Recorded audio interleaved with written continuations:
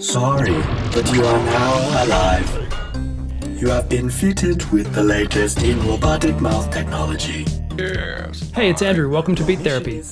Today I was thinking we might have a bit of a look at the game that I've been working on for several months now, Speaking Simulator. So Speaking Simulator was written in a game engine called Unity, and we used some audio middleware called FMOD to bridge the worlds between game composer and game developers. Now, I've had conversations with a few companies recently that have quite flippantly dismissed FMOD or any other audio middleware as an expense or a bit of an indulgence, and I felt compelled to argue with these people and won the argument through demonstrating that FMOD is absolutely worth it and audio middleware exists for a reason. So I'm going to try and prove that point just by showcasing some of the tools that I used in Speaking Simulator. Optimal efficiency.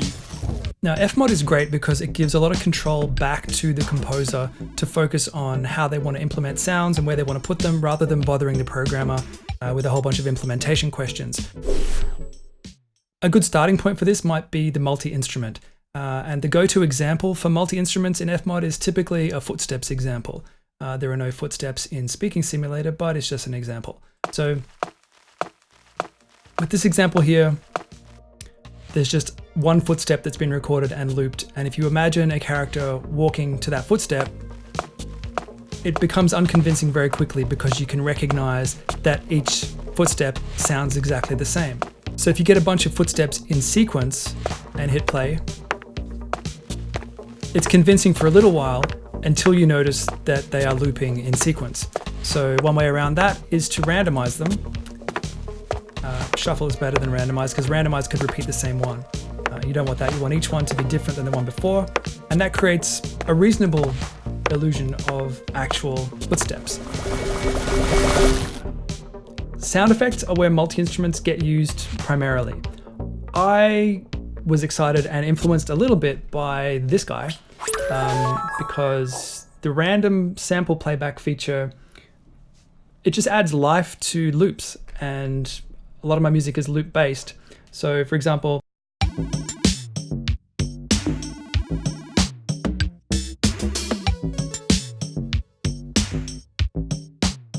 so a fun little demo is over here in a track that I used for the Union scene. I didn't spend too long naming it Generic Music 01. But if we give this a run, you can see these light blue events are multi-instruments, and some of these yellow events are embedded events. So you can have events within events. It's not as complicated as it sounds because inside each one of these little yellow spots is a randomized percussion hit. So I took a bunch of percussion hits that I liked and wanted to punctuate the music with, and rather than have a really long track with specific percussive elements at a given point, I just threw them in at random because I didn't particularly care what order they came out in, and it works regardless. I made this track pretty much 90% just on the OP1. So that bass instrument is lifted. I didn't change much of it at all. Maybe put a compressor on it or something. So within the dialogue events, I might have a marker that fires a trigger. So specifically in the Union level, the speech seems quite benign until a particular sort of giveaway line that the robot utters to the crowd that doesn't seem to notice. But there's a definite shift in tone, and it goes from sort of light and upbeat and harmless to this is going to end badly because everybody's going to be harvested as organic batteries or something. So on that line, there is a shift here. You can see there's the nice bit and there's a dark bit, and I just called it light and dark up here. So straight away there's a change in mood. Same bass line, but some very different chords and some ominous strings building up. These kind of build towards and get echoed, get referenced later in the State of the Union address, like the speaking to the Senate or Congress or whatever it's called. The presidential bit. In human history. So things aren't nearly as light and upbeat as they were earlier. And this particular parameter would never have need to go back in the game, but I think I built it generic music. I wanted to demo the switch between light and dark, so I can just send that parameter back to 0. And we're back in the light, happy, upbeat lo-fi dinky mood. So yeah, there's a lot going on. There's a whole bunch of layers in here. Initially when I opened working on this project, I'm not an FMOD expert at all, and I had some really invaluable advice from a few mentors, including Jeff Van Dyke, who gave me some really great tips on how to use FMOD. But outside of that, I was referencing the Celeste project, which has been made available online from the guys at Power Up Audio, and it features music from Lena Raine, some really fantastic work in there. When I first opened their project, I had a look there at there were 6 layers of sound in one part, and it would sort of layer between them. Like you could fade between one of these 6 tracks depending on where you were in the level, and that was the way that they implemented adaptive music. But when I first saw that, I kind of, with my Game Boy Advance background, I kind of balked at, oh my gosh, they've got 6 CD quality tracks running simultaneously. Isn't that going to take a toll on computer resources? Turns out not so much. So I kind of went to town on this one. I was almost trying to break it anyway. I've got so many layers in here, but either it's FMOD or computer wizardry, or the fact that, yeah, computers these days are just brimming with resources that, yeah, this didn't skip a beat. This hasn't slowed down the game at all. Like, Jordan hasn't said anything. He didn't notice this track chewing more juice than any of the others. So, yeah. Not that I recommend this as an approach to just keep layering things on top of each other. You'll notice that I've got, you know, small elements that are being reused. So effectively I'm using FMOD as a kind of composing tool, but not quite. So I'm building the ingredients outside of this in FL Studio, and then I'm assembling the track within FMOD. And it's kind of an approach that I kind of made up myself. Yeah, I don't know many other people who use FMOD like this, but that's the beauty of these kinds of programs. You can have, you can get your own ideas and run with it and pursue whatever path you want, and you'll come up with your own workflow. There's a lot to cover in this. It took me a lot of tutorials and Q&A with various experts to get a workflow that worked for me, and trying to explain that even to myself is going to be a challenge. So I can only really tell you how I have used FMOD on this particular project. So if you get something out of it and you learn some new tricks, great, good for you, but don't consider this a tutorial. It's more a bit of a look behind Speaking Simulator. Okay, so this is the overworld, or the map world, or the hub, depending on what you want to call it, and it's where the player gets taken between levels. So they finish a level, they come back here. They finish the tutorial, this is where they start. Soundtrack is pretty sparse and minimal from a wide view, so you can see all the different subsections of this level. So if we jump from here to the missions table, that's the little map world. Music's going to change, and it's going to change seamlessly because we've got quantization markers going over this just 2-bar loop with a bass note and the digital scrambled eggs. So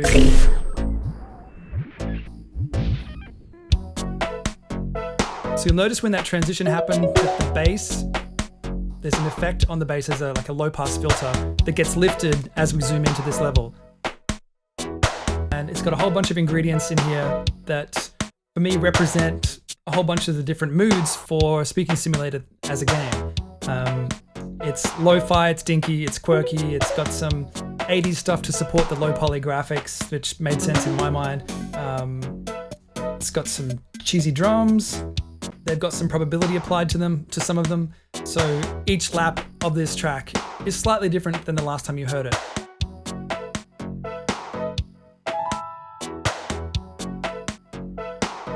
Cool.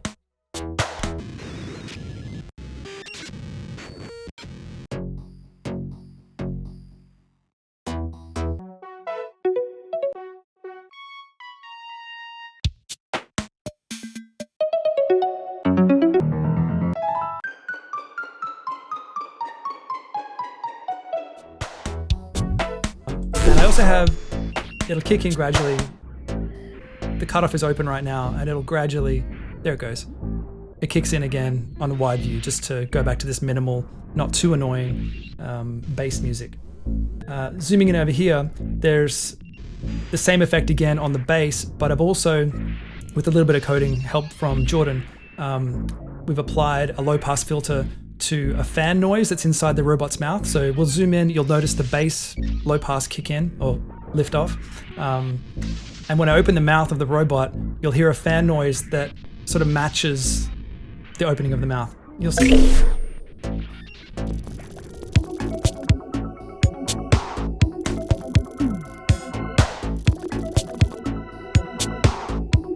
So it's subtle, but it's there.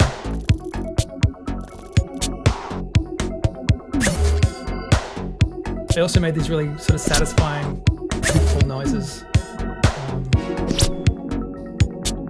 Let's get out of here and look at how this was built inside FMOD.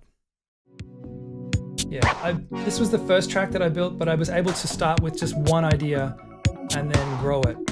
I added a lot of complexity to a simple 2-note bass line to begin with, and I'm pretty happy with how it turned out. I really went to town using multi-instruments and probability and markers as well, but I didn't just use them on single events, because you can assign probability to a single sample or a single event. So you can have probability it's assigned to a multi-instrument, you can have it assigned to a loop. So this loop right here, this little blue section, was ignored because there is a 20% chance that it's going to loop. I just like the fact that I can't tell myself where this music's going to go on each lap. It's always slightly different. Even to the point of that chord, or this group of chords, is broken into its elements and sometimes plays the full chord, sometimes plays parts of it, sometimes drops a note. It's always musically compatible, but it's just getting more life out of an otherwise really short few bars, really. I want to create a video that touches on some of the Simlish, because that was really interesting. We tried to copy the Simlish from, or we tried to be inspired by the Simlish from the Celeste demo project, and it's really well done. It suits their game beautifully because they've got little pixel art characters and a voice that's slightly reminiscent of the voices in Animal Crossing, and they give a really clear breakdown on how they did it. So I had a crack copying that, and I made some sort of Simlish with a Y, like synth-based Simlish, and this was going to be for Karen. It took a lot of work to get this functioning, but then the end result just didn't sound very good. I'll give you a demo. I'm not proud of this. Wait a sec.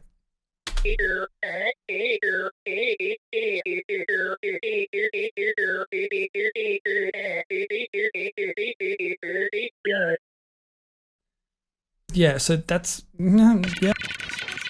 So trying a few different variations of how to voice all of the non-playable characters, including Karen from HR and the bouncer and Carl, and the priest at the eulogy, and all these different roles needed different voices, and we didn't have a budget for voice actors at all, but the one voice actor we did have was quite versatile and managed to come up with voices for every single character.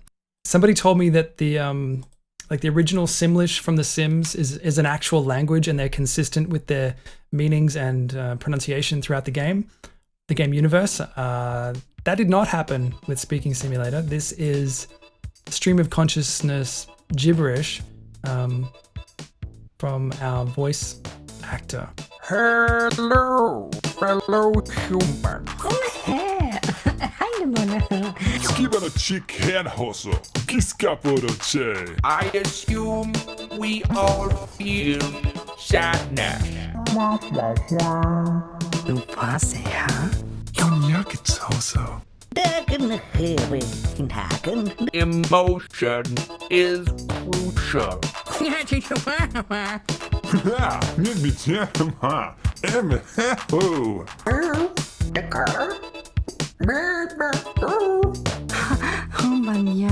Evening to you all.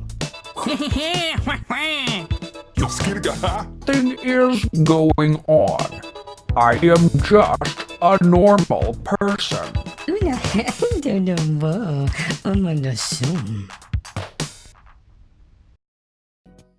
Oh, another fun thing with the multi-instrument, and it's a thing that I would like to do if I do any heavy dialogue-based games in the future, is when you have multiple takes of a sound or a line and you can't decide which one you want to keep, a multi-instrument lets you keep all of them. So I've got 3 takes here of the same line that get used in the Union scene, and it's Carl basically saying, yeah, that is so true. And there's just 3 takes, and just this was accidental and it was like an afterthought, but to plan this in advance, you could add so much more variation to a game. And this kind of ties into my philosophy of how I treat game audio, or how I view it at least. The music and the soundtrack should be as alive as the game world itself. The music is easily as important as any character in the game. So the idea of having music that is all pre-rendered and just a loop in the background seems just like it's missing a huge opportunity. Like, to have a baked lump of music, why would you do that? You've got a computer generating this world and you've got so much control over so many parameters, and the music that is created is typically built in a computer with, almost infinite parameters all over it. So why would you not preserve some of those parameters and keep the music alive? You can do that with these kinds of programs. Yeah, please, if you want audio people to be able to use their skill set and really contribute to your project, it makes sense to use something like FMOD. It really does.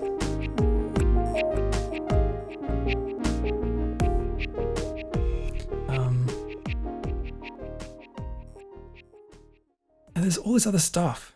There's somehow, I feel like I did a lot of work and I had more to show. Like, there's the bouncer music, I guess that's possible. Oh, the club music, yeah. Okay, yeah, let's have a look at the club music. So I started with these chords.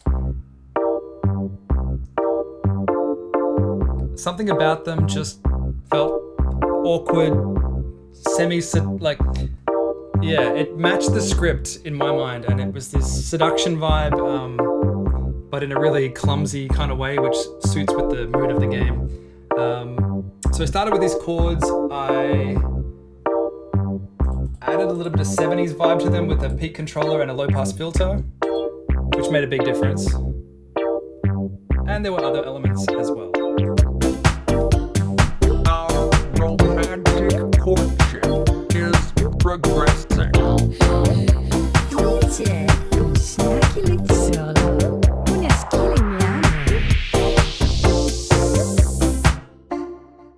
This instrument here, I couldn't not use it when I found the preset name. It's a Hama preset, and where is it? It's called Art of Voice, and I just thought Speaking Simulator has to have a preset in it that's called Art of Voice. So that was fun. There were a couple of other super 80s inspired elements that I threw in here, and I'd hoped to use the markers that I put on them in FMOD to trigger some animations. We didn't quite get around to that. It was a stretch goal in my mind. I don't think Jordan was particularly into it, but the idea of animating the eyebrows to these little, to those bits, I think would have been really fun. I think that would have been great. So basically I rendered out a lot of these parts, sort of grouped the tracks that were going to stay fixed and rendered together, and separated out some of the drums, and then chopped it all up, threw it into FMOD, and applied a bunch of rules to it. Okay, the music for the Senate was something that I put a lot of energy into, and that was one of my absolute peaks of motivation for this project. Yeah, how you're feeling as a composer makes a huge, for me at least, makes a huge difference to what comes out. So, all right, the Senate music has a few different sections. It wasn't in the brief to have different sections. It was kind of a decision that I made because it is the final scene of the game and I wanted it to be a big deal. So I really invested in terms of production and energy-wise into this one piece of music. And looking at this, it is quite complex. I'll give you that. If you've never seen FMOD before, this could probably put you off it. But it's really just the application of a few basic principles layered on top of each other and ideas built on top of other ideas. So it starts with the tail end of an anthem, which we can assume is the American anthem if you want. And then we've got some hushed silence with the crowd. And then from there... Greetings, fellow voters.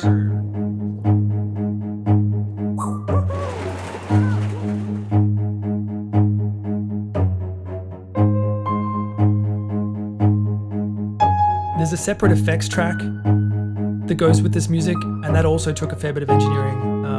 With the tools that Jordan helped create, I was able to use markers to fire off both sound effects and different parts of the music and link all of those triggers inside the dialogue with markers inside individual syllables that are fired by the player. So I could link changes in story, changes in mood that are reflected in the script and back that up musically. So right now, there's also a sound effect layer under this of some camera flashes and a little bit of a certain kind of hush that spreads across the audience, the implied computer audience. But this right here is just 4 bars looping, but there's a lot of variation going on because I used a multi-instrument with each of the notes from this kind of House of Cards-esque scale that I was using, and it's just choosing from those. So it will never hit a wrong note, but it will always have variation and it's always unpredictable. Before we jump to the next section, there's also another effect that gets applied to all of the music in the game, and that is when the player makes enough errors consecutively. So if the error count really cranks right up, the music starts to fall off the rails as well. And it sounds a little bit like this. I designed this so it was slow to kick in and then quick to forgive, because I've had games where the soundtrack gets punished if the player's not doing well, and it can ruin the experience for everybody. So this one's quite slow to kick in, and it's towards the end. Here we go. So it's going to get a bit chorusy, a little bit of a high pass filter. Okay, a lot chorusy, some quite quick LFO going on there, a little bit seasick, and then if the player gets a syllable right, or instead of making a sequence of mistakes, gets it right, it will forgive quite quickly and smooth back out, and you can hear the full soundtrack again. So let's jump to section 2. There are little segues built in that only get played once, so the loop point starts after the segue. Some of that digital garbage reminiscent of the malevolent AI from the start, so it's implied throughout. The computer is everywhere, the AI is everywhere. I did a media studies degree, so I'm trained to read into things. You can just enjoy the game for what it is. I'm imagining all these dark AI subtext, but anyway.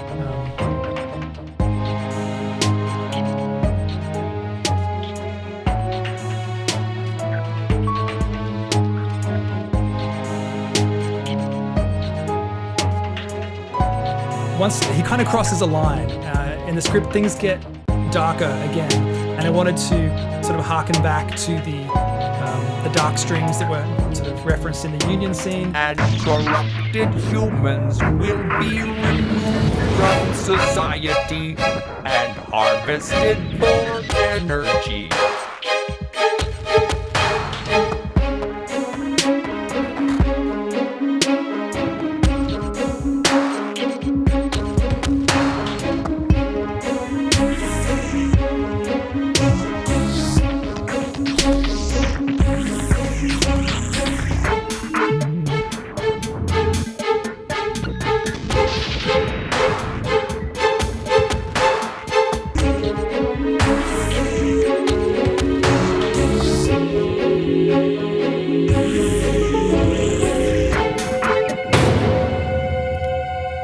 Okay, and there are moments that branch off.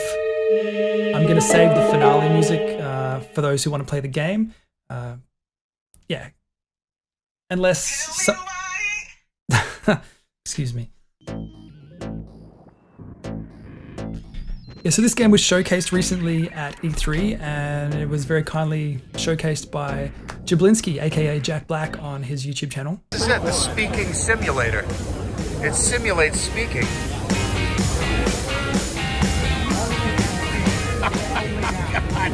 Oh my god. Ah! I bit my tongue!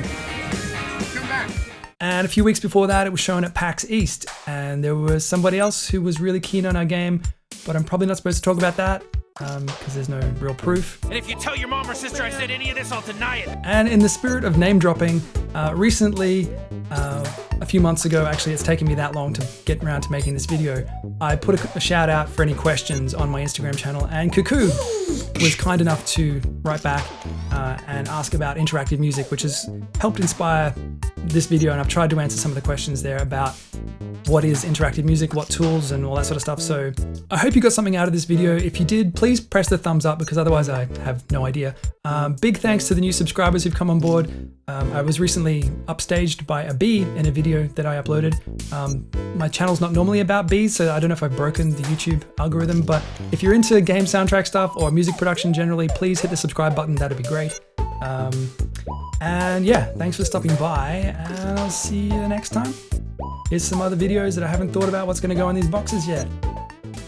Maybe the bee. Okay. Skiono.